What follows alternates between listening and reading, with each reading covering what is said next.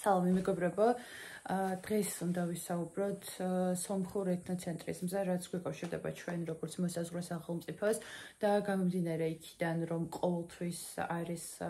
როცა ეთნოცენტრის მზე ხება საქმე, როდესაც ტერიტორიების დასაკუთრების მცდელობებს ეხება საქმე, ეს ყოველთვის მტკივნეული საკითხია, მაგრამ განსაკუთრებით მტკივნეულია, როდესაც რეგიონალურ პარტნიორს ეხება საქმე, განსაკუთრებით ჩვენთვის სომხეთი არის ორმაგად უფრო მნიშვნელოვანი და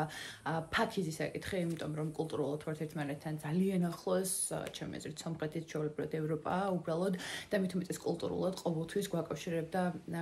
ერთობა, ყოველთვის გვაკავშირებდა საერთო მიზანი, ძირითადად საერთო მტრები და დამპყრობლები ყავდა საუკუნეების მანძილზე. უბრალოდ ეს არ ნიშნავს იმას, რომ სომხეთში არ არიან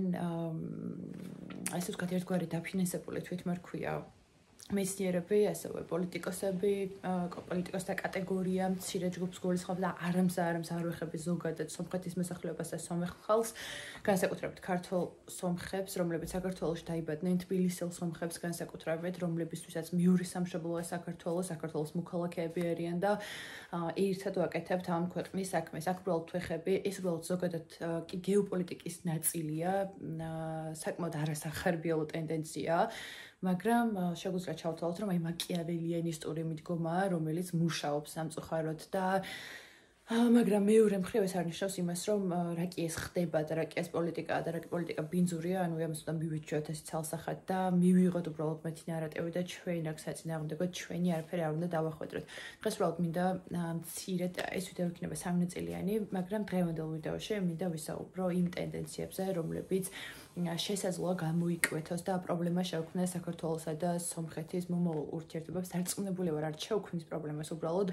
მნიშვნელოვანია, რომ როდესაც ურჩხული არის ძალიან პატარა, მაშინ უნდა მოხდეს მისი ლიკვიდაცია და განადგურება, პრობლემის განადგურება, ვიდრე როდესაც უზომოდ დიდ მასშტაბებს მიაღწევს და მე უკვე იმის კონტროლი საკმაოდ რთული ხდება, უფრო რთული ხდება. ამის მაგალითია ისტორიის გაყალბების ტენდენციები, რომლებზეც ჩვენ ძალიან ბევრს საუბრობთ ხოლმე არაეთნიკურ ქართულ აფხაზებზე, ოსებზე, რომლებიც საქართველოს ტერიტორიაზე აყალბებენ ძირითადად რუსეთის გავლენით ისტორიებს. გვართმევენ ტერიტორიებს. სომხეთის შემთხვევაში სიტუაცია ცოტა განსხვავებულია, ცოტა აზრს არის მოკლებული მათი ისტორიის გამყალბებლების საფუძველი და მათი პრობლემა შედარებით მარტივია, კიდევ ერთხელ ვიმეორებ, უბრალოდ რომ განვიხილოთ სამცხე-ჯავახეთის ნაწილი, იმ ზღაპრებს და იმ მეზღაპრებს ახლა არ მოგაწყენთ, რომლებიც თვლიან, რომ მთელი სამხრეთ საქართველო მათი იყო, მთელი ტაო და კოლა მათი იყო, შავშეთიც მათი იყო. და განიხილავენ, რომ ზოგადად მთლიანად სამცხე-ჯავახეთში მათი აბსოლუტური უმრავლესობა იყო, როცა მხოლოდ ერთი პატარა მონაკვეთი იყო საუკუნეების მანძილზე, მეორე საუკუნის, ძველი წელთაღრიცხვის მეორე საუკუნეში, როდესაც რაღაც პერიოდში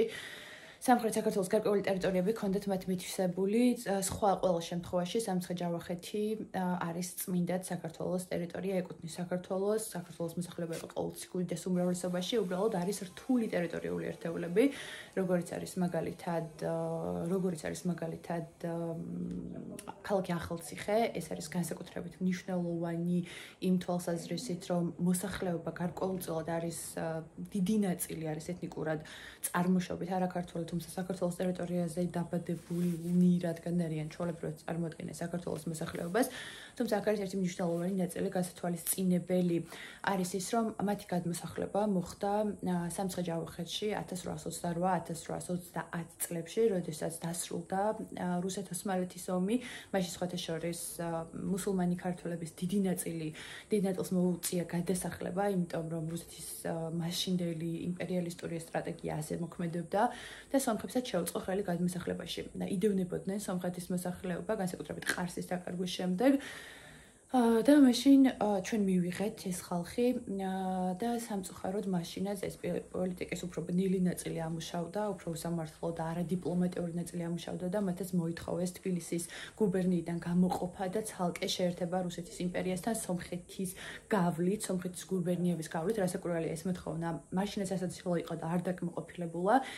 უბრალოდ მე მაინტერესებს თქვენი აზრი, რას ფიქრობთ, როდესაც ასეთ რთულ ტერიტორიულ ერთეულებში, სადაც ეთნიკურად მრავლდება ყველა თბილისი არის ნაქცევი თბილისში არის ისეთი მდგომარეობა, როდესაც ყველა მოიწევს მიგრაცია ხდება თბილისში, განათლების მისაღებად, სამსახურის დასაწყებად, უბრალოდ ეს ხალხი აღარ ბრუნდება უკან და ხდება ისე, რომ ეთნიკური კრიზისი გვეწყება საქართველოს კონკრეტულ რეგიონებში. მომავალ შეხვედრამდე მეორე ნაწილში უფრო კონკრეტულად განვიხილავთ რაღაც საკითხებს.